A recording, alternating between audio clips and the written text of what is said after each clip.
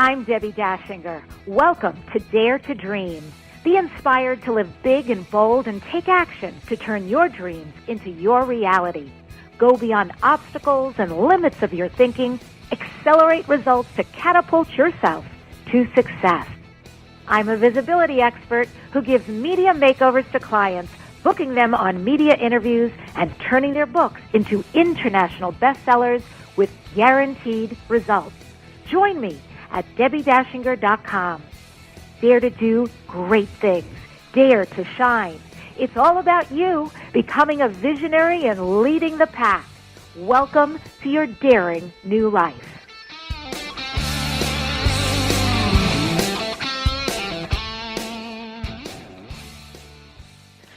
Hello. This is Debbi, and welcome to Dare to Dream. I'm super excited to be here with you. I want to tell you first, one of my newest discoveries is borax, B-O-R-A-X, seriously. I've been reading so much about it, and so just as an aside, because some of you will freak out, there are some people who take it, they ingest it, 99% pure, and apparently it wipes out all sorts of evil things that like to live in our body these days, including autoimmune situations. There's a lot of statistics, a lot of articles I've been reading about it. So I got it. I'm still too scared to use it inside of me. But with everything I've been reading, I also read that it cleans everything better than anything on the planet. And I got to tell you, it is freaking true. I spent yesterday cleaning my tub, all around my house, my counters, and OMG, whiter than ever. I even put it in the dishwasher, and the dishes are better, cleaner than ever. It's a trip. So I'm going to try it on laundry today and then read a little more because I want to make sure I'm not ingesting anything toxic to me. But definitely for the house, the clothes, counters, oh my God, you learned it right here.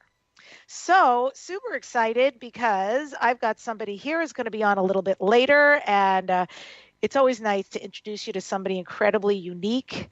DEVIN GALAUDET is here. He's going to talk about how he lost his dead father's ashes. And hey, so can you. DEVIN got himself and his father's ashes to Spain and to 50 other countries with $400,000 worth of free travel. Ta-da!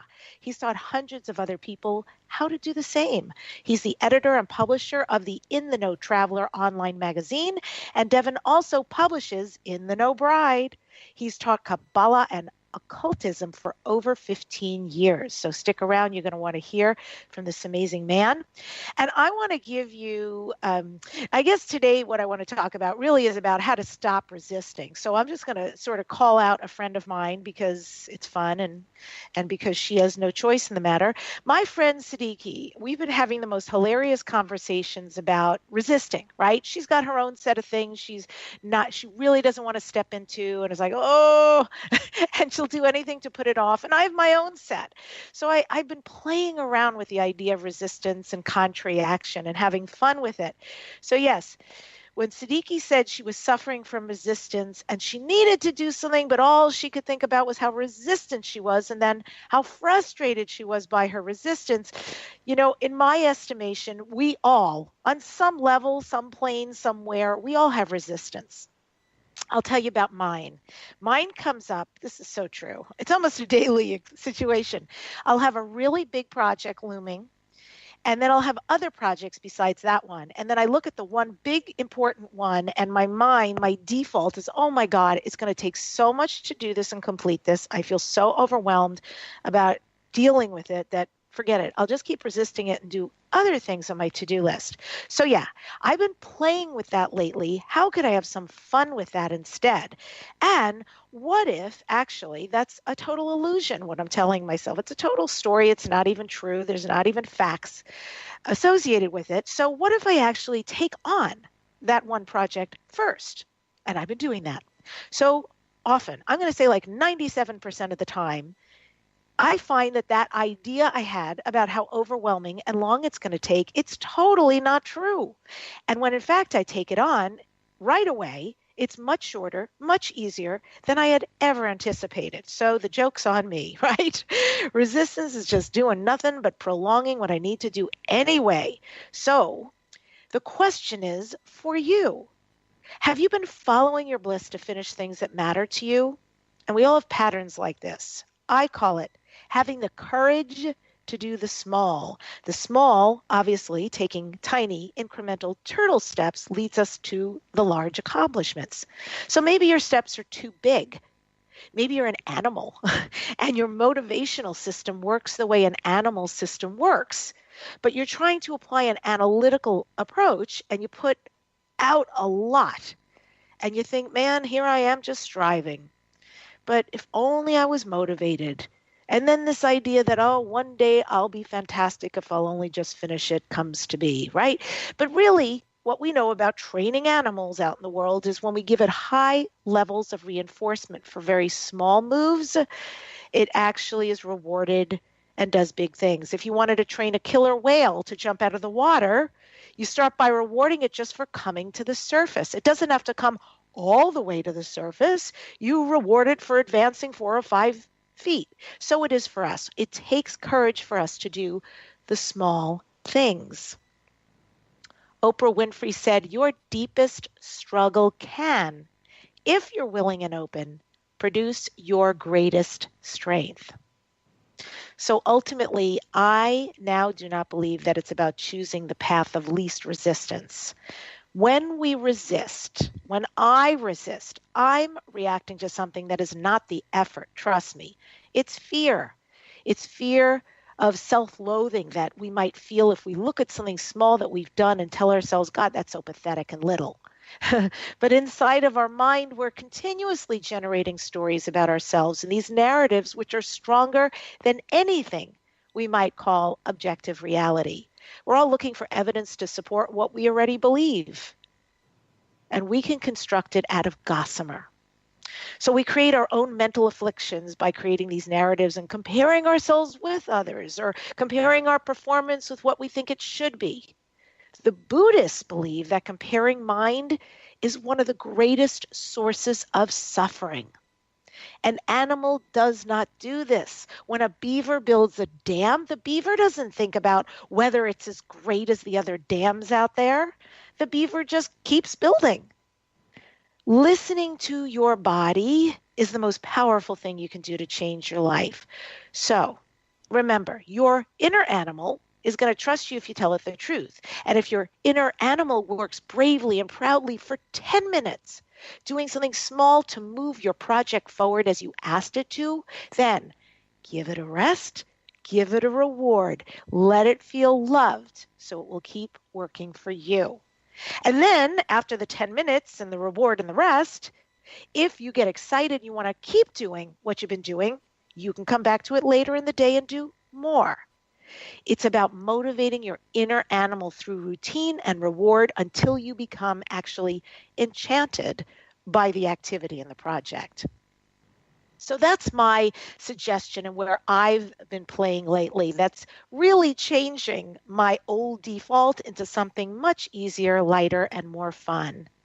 And just for today, all of us, we can be kind to ourselves. We can shower ourselves with jewels and rewards so that when resistance rears its head, in all seriousness, if you do the 10-minute thing, if you do the small, it can be the greatest reward that you ever offer yourself. Great movie, if you haven't seen it, called After Earth. It's been out for some time. After Earth, and there's a character that Will Smith plays. And a quote from Will Smith's character in After Earth is, "Fear is not real. The only place that fear can exist is in our thoughts of the future. It's a product of our imagination, causing us to fear things that do not at present and may not ever exist. That is near insanity. Do not misunderstand me. Danger is very real, but fear is a choice. When we realize that we are telling ourselves a story, on that day, your story can change." When we come back, Devin Galaudet is going to share how he takes mystical secrets of ancient spiritual doctrines and turns them into easy-to-understand lessons for modern love. Devin has been interviewed on NBC and Fox TV. He's a contributor to the Huffington Post, among others, and his new memoir, 10,000 Miles with My Dead Father's Ashes is now available. Stay right there. We'll be right back. Radio sells with immediacy. Radio sells everywhere. Radio is the cost-effective medium. Go to ADS at DebbiDachinger.com. Reach is nice, but frequency is better. You're always on the front page with Dare to Dream Radio. It's an award-winning program syndicated on over 60 radio stations. Advertise and sponsor the Dare to Dream radio show for optimal advertising results. Email ads at DebbiDachinger.com. Hi, my name is Arjuna Arda, and I'm the author of the new book, Radical Brilliance. Have you ever stopped to consider why Albert Einstein came up with the general theory of relativity? Emmeline Pankhurst got the vote for women, and Steve Jobs rethought the way we understand computers and cell phones, while many of us just watch in amazement and applause on the sidelines. What is it that causes some people to have original ideas which change the world? Radical Brilliance is the answer to that question, and it presents 4 very different kinds of subjective experience and brainwave activity which, when they come together in a human life, radically increase your chances of being brilliant. Come visit radicalbrilliance.com, where I've prepared a free 5-day mini course that explains all of the principles of your brilliant life. What if the world doesn't function the way we've been told? What if we truly can bend the laws of physical reality? What if we can end limitation? What if weird were the coolest thing you could be? And what if it's time for a totally different reality? Are you ready to create it? Are you ready to dream as big as you dare? Hi, my name is Dane here. 13 years ago, I started to truly ask questions. Actually, I started to be the question, and everything in my life changed for me. This is your invitation to step into something that Einstein, Marie Curie, Newton, Da Vinci, Shakespeare, Gandhi, Galileo, and Aristotle all knew to be true. It's not about the answer. It's about being the question, always. It's about truly being you, whatever that looks like, and changing this world. Is now the time? Start by signing up for a free video series at beingyouclass.com. That's beingyouclass.com. What if you are the gift and the change this world requires? beingyouclass.com. What would you say if I told you that you could change your life in only 1 hour and all while lying down relaxing? Thousands of people all over the world have. What am I talking about? It's called Access Consciousness, the bars. The bars is an energetic body process that contains 32 different points on your head that, when run, assist you in releasing decisions about any area of your life that you have made solid and as a result cannot change. The bars is the first class in Access Consciousness, a dynamic set of tools and information designed to transform any area of your life. When you have a bar session, the worst that can happen is you feel like you had a fantastic massage. The best thing that can happen is your whole life could change. Go to accessconsciousness.com today to find a facilitator to schedule a private session or to find a bars class in your area. Are you willing to give yourself an hour to change your life?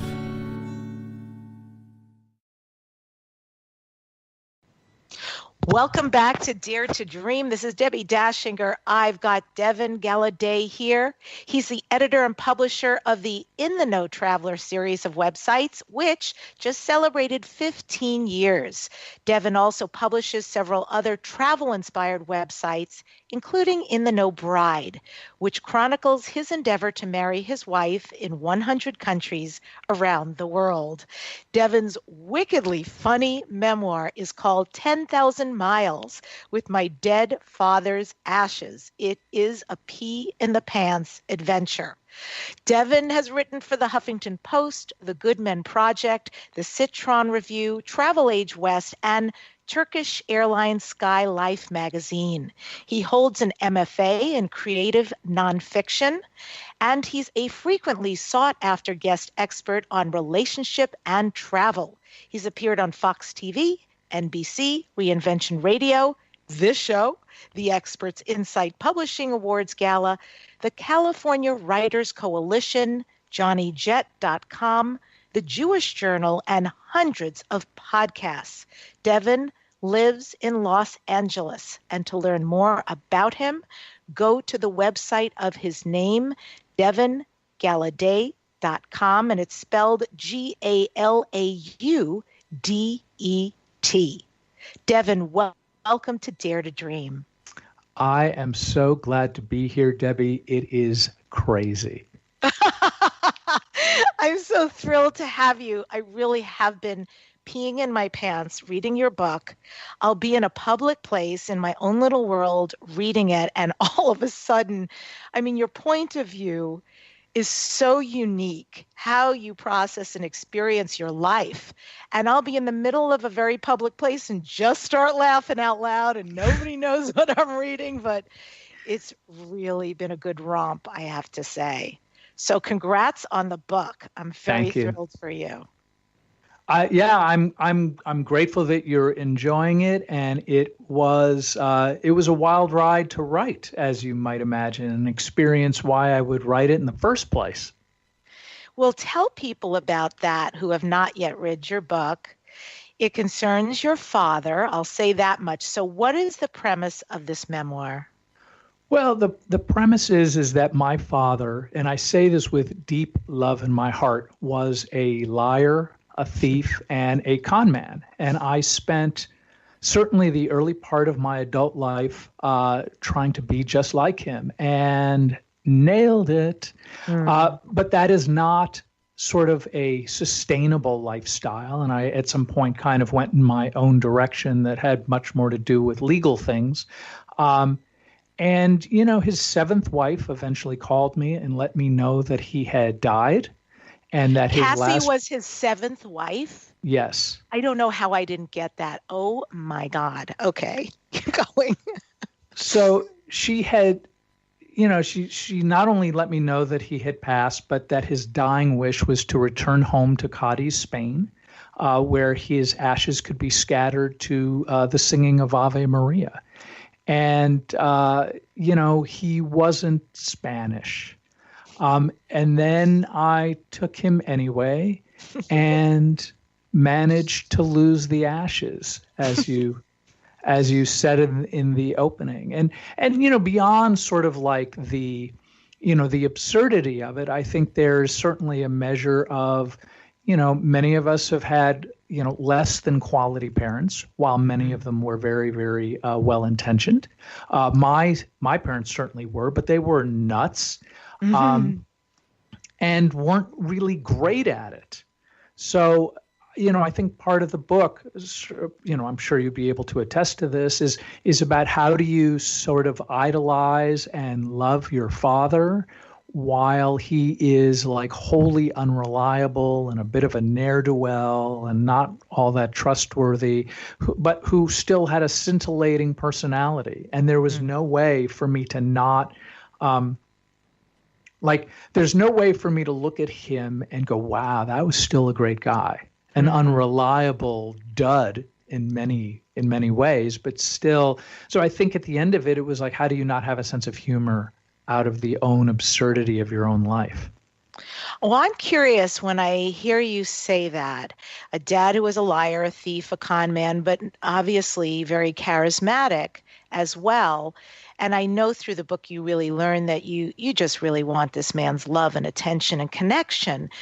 But it's also a big pain point for you through your life to have been abandoned at that level and at so many levels growing up. So what was the turning point for you that you get this outrageous suggestion from his last wife, Kathy, who says these were his dying wishes, and you really don't have a connection with him nor with her? And what caused you to decide, Devin, you know what, despite my past, despite my upbringing, I'm going to take this on? You know, I wish I had some noble thing that I need to rise above my childhood foibles, and that would have been easy. But there was a part of me that just knew this was my responsibility. I knew that it was, I think there's a little bit of the Ten Commandments, honor thy father and mother, a little bit going on. And so as much as he, you know, pissed me off. There was just a part of me that was like, oh, this is my responsibility. Like, I think I would have been incredibly annoyed if she said, well, I'm doing it. I would have gone bananas, I'm sure, on some level. I just knew that eventually, obviously, she did eventually call me up and say, hey, you need to come get this guy. I mean, she said it in a much more loving tone than I just did. And I went and got him. And he sat on the dresser, sort of almost in my way of saying, go kill yourself, even though you're already dead. So he sat on the dresser. And then there was really a kind of a seminal moment where I just remember looking up and knowing in my heart, and I remember even saying it out loud, it's time for you to go. There was just a thing. And so, again, I'd love to tell you what a genius I am and what a, perfect individual I can be. It was really just like it was sort of like it just needed to be. And that was the thing. You know what I mean? Like, and I was just kind of a player in that play. It's interesting. So you've got his ashes, you're letting him sit there. You have this sense, okay, this is mine to do. And through your book, those who are going to get it, 10,000 Miles with My Dead Father's Ashes, it covers grief, loss, identity, addiction, and basically you come to terms with yourself and your parents. And I'm curious, the major pivot point for you on this book's, your life's journey, what happened in this entire trip that you took and losing the ashes and what ensued thereafter? What happened that has actually changed the trajectory of your life and who you are? Oh, I would argue that much of what I wrote about was absolutely changing my life, but there was one very specific moment where I grew up. My father would tell me these great gambling stories. And by the time I was 15, 16 years old, I used to deal out hands of poker, all face up, with this sort of like, okay, here's my hand. How do I win with it? What do I need to do? And I dealt out these hands compulsively, and I read books on statistics and probability and body language and a whole variety of poker-related topics. And I got pretty good in my very early 20s. And he was living in Vegas, and I remember sort of talking him in to going to some card game with me. And I watched him play, and it was like somebody killed Santa Claus, because he went from this really, in my mind, this very high-end, street smart, ultra clever, you can't get one over on me kind of person, not to mention a spectacular poker player, to like, oh my gosh, you don't know what you're doing at all. And I watched him lose. I mean, it wasn't, huge. Wait, are you saying this was his attitude to you, or you're recognizing about him, he doesn't know what he's doing at all? It was my recognition. Like, I sat with him, like I had this idea in my mind that this was like a professional poker player, that he wouldn't be a mark for anybody. Like, that's kind of what I idolized him. And he's what I knew what it was to be a man. So those were the things, he talked about gambling and poker. So that's what I wanted to do. And I wanted to do it well to impress my father. And we sat down at a card table where were we? I think we were in Bally's, an old casino off on the Strip. And I watched him play. And it was like all of a sudden, all of these ideas I had about him as who he was kind of came crashing down. He was just there for action, which is fine. There's nothing wrong with it. It's fun to play cards and just not think of it in any other way. But that was not the image that I had built up about him in my own mind. Sure. Wow. Big. I get it. When you idolize someone who's a parent and suddenly the very humanness of them comes out and it's a different picture than you had a story in your mind about.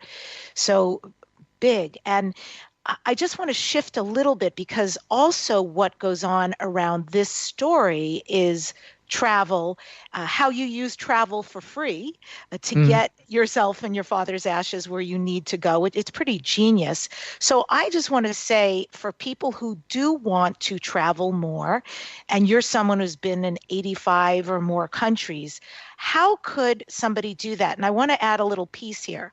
For me, as a woman, potentially traveling alone, that kind of adds a piece that maybe causes me to feel not as safe traveling around the world alone. How could I feel safe doing it? And how can we travel like you for free? Or what are some good tips for us?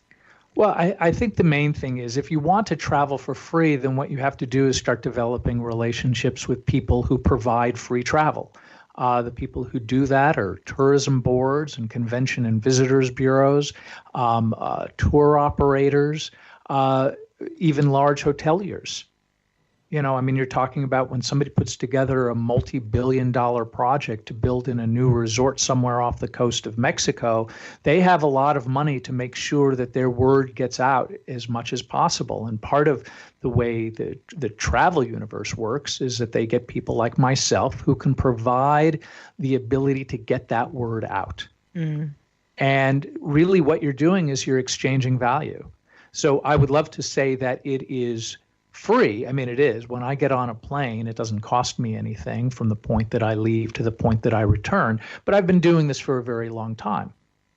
But at the same time, anybody who has the ability to provide some sort of real possible measurable exposure, and that can be either from having their own business that gets that word out, but it's also contributing to other websites and radio shows and television that also get that word out. So I don't necessarily have to build it, so to speak. What I have to do is make sure that I can actually deliver what it is that I promise, and maybe that's a video, and maybe that is an article or photography, or really, as you put it so well, you dare to dream, and you come up with the way that you can provide this value. I guarantee you, if you have a good idea, these kinds of outlets are more than happy to help you see the world. Okay, I'm so glad you addressed that, because that was going to be one of my questions. So measurable. So they are basically tracking, making sure that you are giving them something. You're giving them new clients, new people who learn about them, use their facilities and so forth. And how do you find out? I know about building relationships makes sense, but how do you find out about these tourism or convention places? You just type in Los Angeles. And then somehow Los Angeles tourism will pop up. And this is true of pretty much every country in the world. I mean, Burundi, which is a very small, impoverished country in Africa, has a tourism board. I think it's just one person, but it's still a person that you can contact in the outside chance you want to go visit Burundi. And that person in the tourism board will probably have contacts throughout the country to help you see more of it if that's something that you want to do. Wow, this is so big. I love this. No, it's pretty amazing. It's pretty amazing. I mean, it's one of the ways that my wife and I saw the world and got married. Yeah, that's a great story. And we're going to make people sit on pins and needles till we get to that in the next segment, because that's really super unique. I just want to ask you, because here we are talking about this, and for people who are feeling like, yeah, I love to travel, I haven't done enough, or I've done this much, I want you to talk about some of your experiences, because you've really been out in the world, bon vivant, if you will. And regarding travel for you, Devin, what can't you travel without? What must you have when you travel? Oh, I mean, honestly, just a place to sleep, and that's not all that difficult to come by, and food. I know that it's almost like a glib answer, but I don't think you need anything to go travel. Like, I've backpacked around the world, certainly during my 20s, where I'd sleep in a train station. And so I'm not suggesting that your readers go do that. I'm just saying that that you can do that if you're in some sort of a weird emergency. But most of the time, I think a computer is really helpful. I think apps on your phone and the ability to use that phone internationally is helpful. I think knowing how to say yes, please, and thank you in foreign languages, you'd be shocked. I know that you're laughing, but those kinds of things go a really long way. Oh, yeah. In making sure, like when you say yes and please in a foreign language, to a native speaker, they know that you can't speak their language, but the fact that you tried actually makes a big difference. And I've developed all kinds of friendships around the world based on just my willingness to try. Even if I'm reading right from one of those like Berlitz instant language thing, and I just read it, I'm already ahead of the game. And even using some sort of a generic European accent or Spanish accent is helpful too. 1,000%. It's the one thing I do. Just so you know, my dad worked for the airlines his entire life till he retired when there was a TWA, and he speaks 5 languages, so he's intercontinental. So I definitely have ancestrally travel in my blood. And there are certain things I do have some savvy about, but I will say, ¿Dónde el baño? Or baña, or ¿Dónde el baño? Right? Yeah. Well, for me, baña. Yeah. So I know in Spanish, I know in Italian, the very least, because I drink so much water every country I go to, where is the bathroom? And then I definitely learn the cursory things so I can get around the best I can and sort of honor and respect the country I'm in and the people and the culture. I can tell you, I attest to what you're saying. It has afforded me so much. French, the worst accent, and the French don't love that. But I will say, because my Italian accent is very good and my Spanish accent, sometimes they start speaking to me in that language, and then I'm totally lost. But they really appreciate this factoid you're talking about. So great idea. Learn some of the language before you go. And it's so easy to do these days, right? Oh, totally. So many courses and books and so forth. I was going to say something just about what you were saying about the French. And to some degree, that's absolutely true. It's more likely in Paris. Right. Than it is. In other words, if you're in many other parts of the country, your genuine effort is actually quite appreciated. But you have to remember, like Paris, and New York have a similar vibe. You know what I mean? Everybody's kind of rushing around being their fantastic city of fantasticness. So they don't have necessarily the time to kind of just be kind to a tourist in the way smaller towns and cities would. And since I started out the show about resisting and how we can get over resistance, when I did research on you, what I found out is that you have not yet been, and feel you should, but somehow resist traveling to India. So what's that about, Devin? Why India, or why not India? Make no mistake, if all of a sudden something happened and I had an opportunity to go to India, I'd be on the first plane. That's not, all I can tell you is that as a travel publisher, I receive submissions and original articles all the time. And anytime somebody says, sort of like in their pitch, exotic locale, they're immediately talking about India. And I think I have read so many articles about India that it may have, I don't know if it turned me off. I mean, it sounds like it's an incredible destination, but it wasn't something like, oh, I need to jump on the next plane to go do that right now. I do remember interviewing the head of Indian tourism. And I said, okay, so what makes India so unique? And he goes, well, it smells terrible. And he said that there are rats in the street, and there's garbage, and there's human disease and poverty, and and I'm trying to be kind, but goes on this literally a 2-minute litany of all the problems with India, and at the end he goes, and that, my friend, is India. And he said it. Don't go into marketing, dude. Right.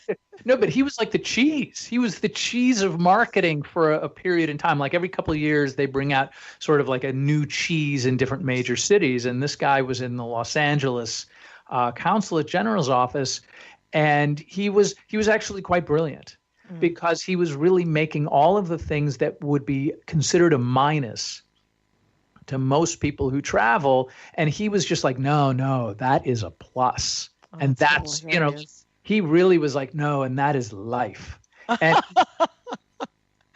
he is correct. Like, I believe him. Like, I want to go see it. And at the same time, like, wow, man, you're a nut. So you're repelled and you're compelled at the same time. Yeah, no, it was absolutely genius. Now, it didn't work as much for me, but that's only because there's so many places I've been that I'm just really dying to go back to, or places I haven't been that are like really kind of sticking in the back of my brain. Incredible. Well, when we come back, we'll be speaking more with Devin. And when we get into the idea of travel and relationship, which is the path we're going to go down, why would anybody get married 100 times to the same person? We'll ask this relationship expert when we come back. You're listening to Dare to Dream Radio. You can go to DebbiDachinger.com and get a free report on publicity, how you can become the go-to expert and you can be interviewed on media for huge results. It's DEBBIDACHINGER and get your free report. Stay there. We'll be right back.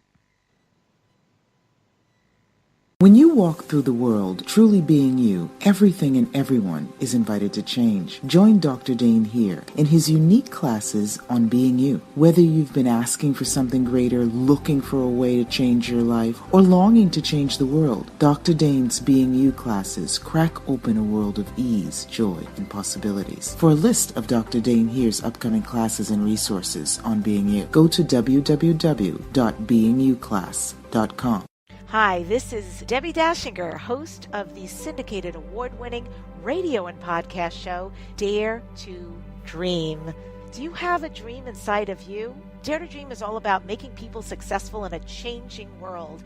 And the mantra is dare to create your dreams into your reality. In fact, dare to live bigger than what seems possible, because you can. We're live every Wednesday at 12 Pacific Time on BBS Radio. You can also listen on iTunes, Player FM, iVoox, Stitcher, Spreaker, YouTube, iHeartRadio, and TuneIn Radio. Subscribe and leave us a 5-star review. As Justin Shank, our subscriber, wrote, an absolute rock star host who gets great conversation from her guests, motivation, inspiration, and insightful advice in this Do Not Miss Dare to Dream podcast. We look forward to connecting with you live every Wednesday. Dare to Dream. Hi, it's Debbie from the award-winning Dare to Dream radio and podcast, heard live every Wednesday at 12 noon. Question: do you want to be a published author? If so, you can apply to write a chapter in the new anthology book called I Am Still Here. Author spots are available to be featured in this book. Just go to debbid.net/anthology. That's DEBBID.net/anthology. The compilation book is going to receive global distribution, and it's going to be launched to a guaranteed international bestseller. I Am Still Here anthology is seeking men and women authors. First-time writers or seasoned authors can apply. Go to debbid.net/anthology. Become a published best-selling author this year. debbid.net/anthology. When making the decision to hire a coach, find a pro who delivers. Debbi Dachinger is an expert with an impressive platform that gets results. Let go of issues and shift your life into brilliance. Go to www.DebbiDachinger.com. That's DACHINGER, DebbiDachinger.com. Debbie believes that we are each meant to shine our light and fulfill our unique path. Hire a coach who delivers. www.DebbiDachinger.com. What is forgiveness like in your life? Is there someone right now that you need to forgive? Project Forgive is changing all that, teaching you how to skillfully forgive and finally get that freedom. Go to www.projectforgive.com. It's time you freed yourself and freed your dream. You're listening to Dare to Dream.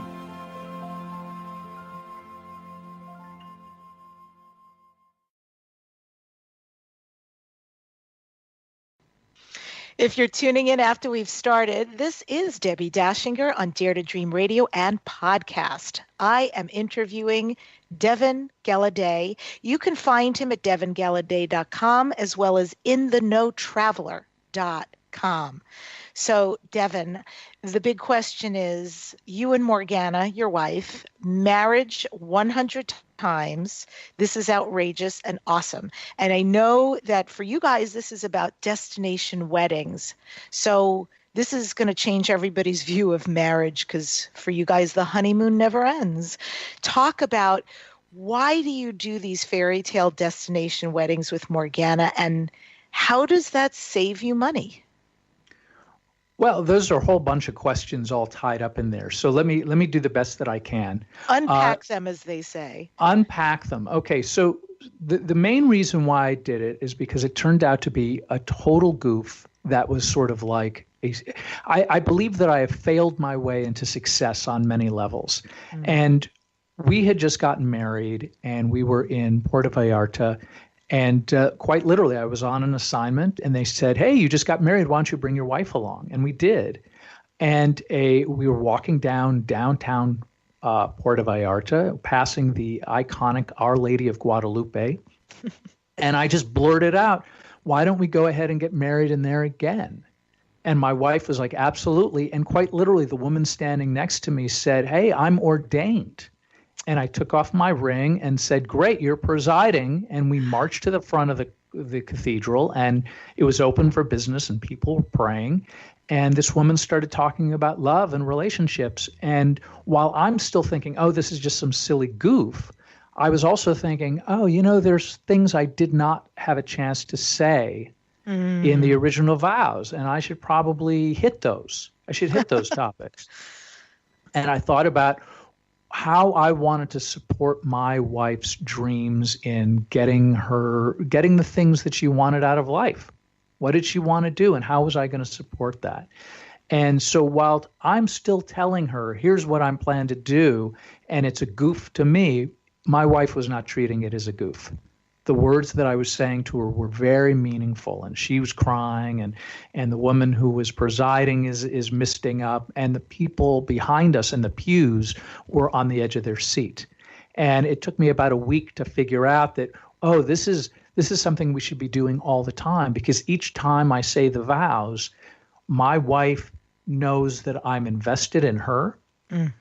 She knows that I'm on her team. She knows that I'm committed to the relationship. I mean, we haven't been married 100 times yet. We're in the process of it. But we've been married 20 times. And many of the weddings were quite literally my writing tourism boards and saying, "Hey, we are on our way. And by the way, do you have a Shady Glen and a hobo who can marry us?" And they wrote back and said, we don't have hobos here. And we may have a better idea. And so because I had relationships with many of these people, I went out and they gave us outrageous weddings. I mean, we've been married by the Minister of Culture in Turkey in an 800-year-old farmhouse wearing 450-year-old wedding attire. A matter of fact, they had said, "Is there anything special you want?" And I just blurted out, "I want my wife to be brought in on a horse." Wow. And they did. They brought her in on a horse, and the horse had its own horse. So everywhere the number one horse went, the number two horse followed. And, we had a wonderful experience. And my wife knows, and this is the most important thing, my wife knows that I love her and that I'm on her team. So she knows, even though the rest of the world may not get with the program, and, figure itself out, and there's lots of tragedy and uncomfortable things about the world, she knows inside the confines of our home that I'm on her team. How awesome. And what about conversely? Does Morgana come up with things every time you get married to say to you that have been really meaningful to you? She said a ton of meaningful things. I think it's more for me about how she says them rather than what she says. I think Morgana really loves my flowery language, when you know what I mean, like under pressure to come up with some meaningful vows. But I think it's just when I know that she is invested in the relationship and that she loves me and that she supports me, which, by the way, she proves time and time again, how do I not be grateful and how do I not feel safe within the confines of the relationship? Man, that's huge. I bet there's a lot of women listening to this like, I'll have some of that, please. Are you an only child? I try to tell people this stuff all the time. And it's not even about, don't get me wrong, the destination wedding element of it is all wonderful. But some of these weddings were just like, we were at a hotel in Montenegro and the woman behind the counter was so enamored with what we were talking about in terms of our weddings. I was like, you should marry us. And she burst into tears and ran out of the room. And when we could coax her back in, she's like, well, what do I have to do? And English was absolutely not her first language, but she spoke enough of it.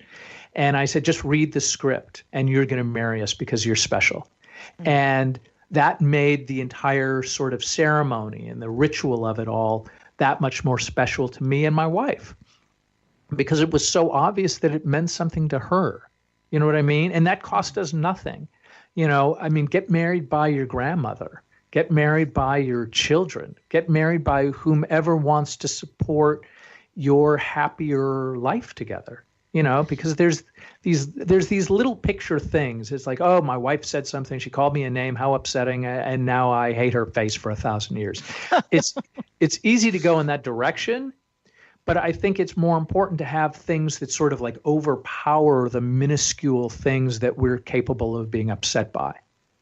And getting married, go ahead.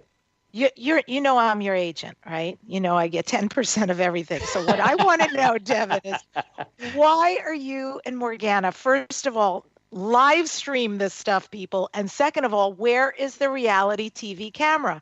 I know it's not about that. But at the very least, can we make a documentary out of this? I think it's fascinating. I really do. Well, thank you. We did film a lot of it, and then we almost had a show that didn't come through. It was a bunch of hassles, and then life took over. And so I've been slowly editing, little videos on this and putting them out. So there's a handful of them out, Oh, you have to. This has to, like YouTube, Facebook, we got to make a series out of this. I'm telling you. I'm all over this, people. So it's so funny. I love sort of the hyphens that you be out into the world. I think it's very cool. Your very unique niche, Devin. So, you're a great author. You majored in this. Clearly, you were built for this, your wife, and the flowery words. And even as a reader, I can say how much I really enjoyed your book. So you are also known travel expert, relationship expert, and how beautiful you show up for Morgana in this way so she feels safe, secured, and loved. And I want to know for us, for you as a relationship expert, you say that we women are smarter than men. I'll take it. So we're smarter than men. Mm-hmm. So what kind of strategies, what kind of communications can we use as females if we're with men? What can we use with men to get what we actually desire? Okay, so you may hate this, but I'm going to tell you. I'm going to tell you the truth. Okay.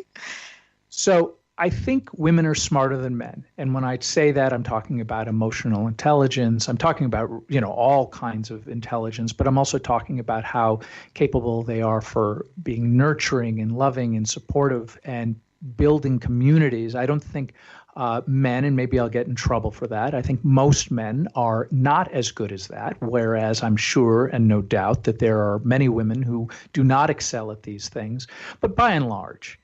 And I think if there was a downside, it's that women quite frequently think, well, I'm connected to all these things. If he's not, he may be doing it on purpose. Like, I think there's almost this element of women assume men are as smart as they are in these ways, where I think women organically excel in relationships and assume, well, if the guy's not doing these things that he should be able to figure out that I like, and he doesn't do it, well, then I'm going to take it personal. And the truth of the matter is, it isn't personal. I think men are really great at moving heavy things, heavy objects, and figuring out puzzles. And those are great. But I think it's also really important within the confines of the relationship that the guy gets some kind of instruction. And I'm not talking about nagging and berating if he doesn't do it. Mm-hmm. But if, as an example, I have witnessed where somebody will say, oh, look at this dress. Isn't it a beautiful dress? Now, to another woman, that may be, oh, well, then I should get that dress for my friend, right? A woman will pick up on those sort of like little breadcrumbs of what the beautiful dress actually means. Mm-hmm. To a guy, it's like one ear and out the other ear. What's a doable thing, however, is I would love this dress for my birthday. Or I'd love this, whatever. I want you to do this. I love you. And it would mean a lot to me. I think in general, most men want to be the hero to the women they love. Mm-hmm. But we don't always, we're slow on the uptake sometimes. And so real specific direction is a winner. Without question, because we want to provide you these things. We just don't know what they are or how to do them much of the time. So whether it's a dress or to listen to me because I'm having really important feelings here, I need you to be here with me, then you are much more likely to get somebody who's going to sit down across from you and who's going to listen. Wow.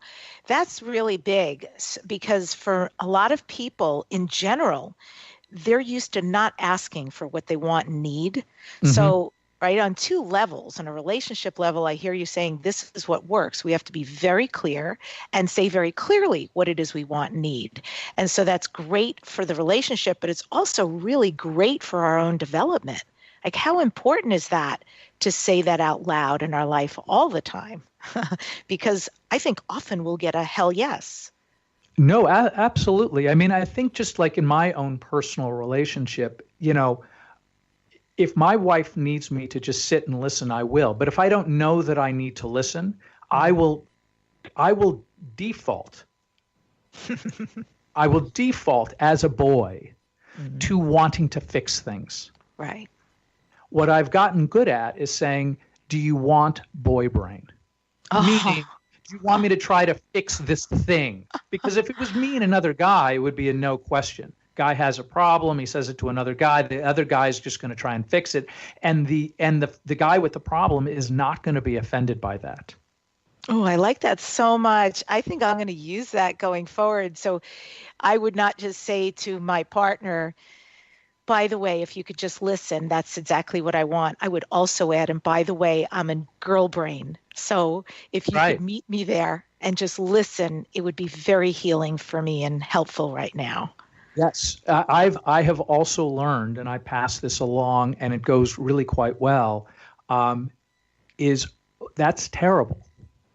That's terrible. In other words, to offer empathy when it's deserved, because we don't, again, as boys, oh, you broke a thing? Well, let's fix the thing. Rather than, oh my gosh, I'm so sorry that thing of yours broke. And so part of that, like when women communicate with women, that's what they do with each other. And I think, not to suggest that we shouldn't be men or that we should somehow, you know, be something that we are not in order to kind of placate the women we love. But I think it's also important to start learning a few more extra tools that will help make your relationship better, stronger, easier, all of that stuff. Well, we're going to take a break, and when we come back, we'll have just a few closing moments to find out, what does Devin still dare to dream? Subscribe to Dare to Dream. This is a syndicated show, so you're hearing us on radio, but it's also on iTunes, it's on Spreaker, it's on YouTube, Stitcher, and way more. Leave a review. Believe me, it counts. Stay right there. We'll be right back. What books are you reading? Are you ready for a must-read? Winner of the Inspirational Book of the Year Award and international bestsellers, Dare to Dream, This Life Counts by Debbi Dachinger, as well as the acclaimed Wisdom to Success, The Surefire Secrets to Accomplish All Your Dreams. Buy the books from Amazon today. U.S. Book Review and Writer's Digest said these are critics' picks. By Debbi Dachinger, Dare to Dream and Wisdom to Success contain gems to live your life by. What if there's nothing wrong with you? What if you're far greater than you've ever given yourself credit for? What if it's time to know the gift and the contribution you are to the world and to like yourself a lot more? Hi, my name is Dane here. 13 years ago, I started to truly ask questions. Actually, I started to be the question, and everything changed for me. Asking questions opens doors to infinite possibilities. And it's not about finding the answer, it's about being the question. Always. What I'm inviting you to step into is something that Einstein, Marie Curie, Newton, Da Vinci, Gandhi, Picasso, and Aristotle all knew to be true. What if no question is too big or too small? What if anything is possible for you? What if together we could create a kinder, gentler, happier world? Is now the time? Go to beingyouclass.com and sign up for a free video series, My Gift to You. beingyouclass.com. What if you, truly being you, are the gift and change this world requires? beingyouclass.com.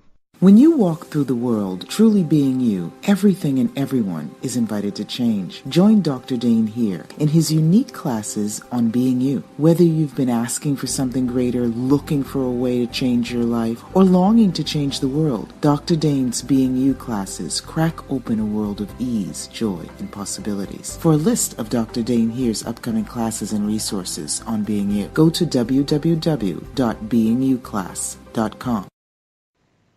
This is Debbi Dachinger, Dare to Dream radio podcast. I'm interviewing Devin. You can go to his website.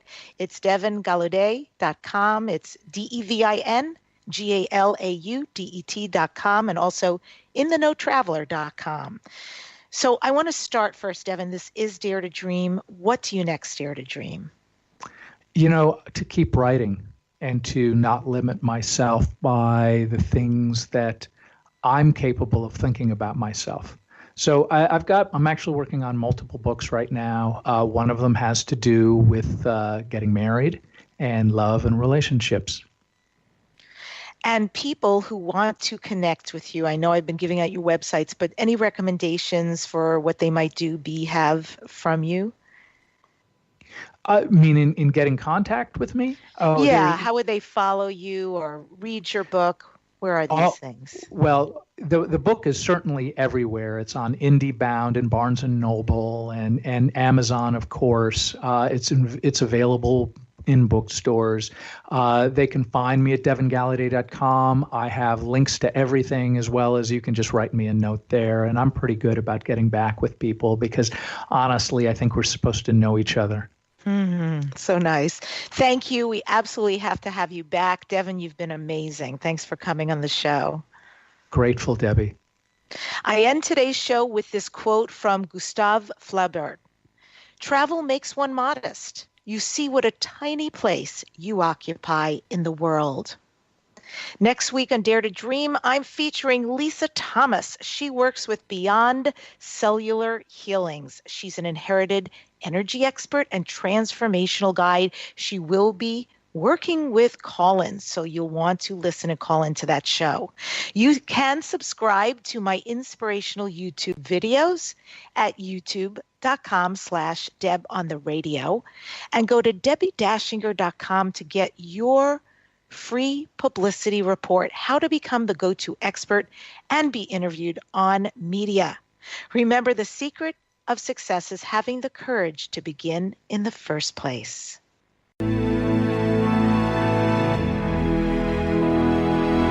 To contact the award-winning syndicated Dare to Dream radio show, go to DebbiDachinger.com. Keep your excellent feedback and comments coming. Your host, Debbi Dachinger, is an expert at goal achievement, a media personality, an international best-selling author, and a keynote speaker. Debbi leads high-quality teleseminars on how to achieve goals, how to be a self-published best-selling author, and how to get booked on radio. All classes are at DebbiDachinger.com. Debbi's best-selling books are Dare to Dream, This Life Counts, sold on Amazon, and her second book, Wisdom to Success, The Secrets to Accomplish All Your Dreams, sold online at all bookstores. Tune in again to hear the next inspiring interview guest who has turned their vision into a successful reality. Want more support in making your dreams come true? Go to DebbiDachinger.com. That's www.DEVIDACHINGER.com. You'll see videos, MP3s, archived interviews, and amazing products sharing the secret steps to making your dreams come true. Remember to dream big with every expectation that your dream will become real. Dreams are free, so free your dreams. What do you dare to dream?